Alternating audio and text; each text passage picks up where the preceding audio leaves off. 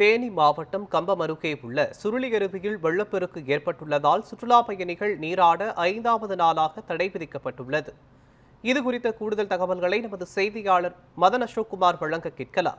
மதன் அசோக்குமார், வணக்கம். தேனி மாவட்டம் கம்பம் பகுதியில் இருக்கக்கூடிய சுருளி அருவியில் வெள்ளப்பெருக்கு ஏற்பட்டிருப்பதால் பொதுமக்கள் மற்றும் சுற்றுலா பயணிகள் குளிக்க 5வது நாளாக தடை நீட்டிக்கப்பட்டிருக்கிறது. மேலும் இந்த தடை மீண்டும் நீடிக்க வாய்ப்பு இருக்கிறதா? சொல்லுங்க. வணக்கம் மோகன்.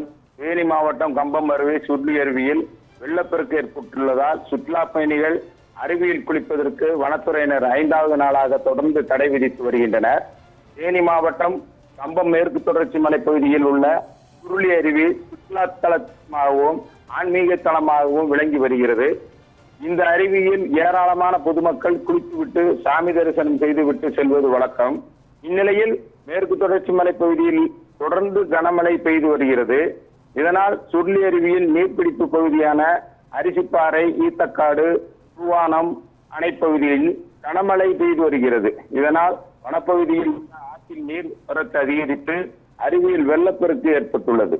இதனால் காரணமாக சுற்றுலா பயணிகள் பாதுகாப்பு கருதி அருவியில் குளிப்பதற்கு கடந்த 4 நாட்களாக தடை விதிக்கப்பட்டு வந்த நிலையில் தொடர்ந்து வெள்ளப்பெருக்கு ஏற்பட்டு வருவதால் 5வது நாளாகவும் சுருளி அருவியில் சுற்றுலா பயணிகள் குளிப்பதற்கு தடை விதித்து உள்ளனர்.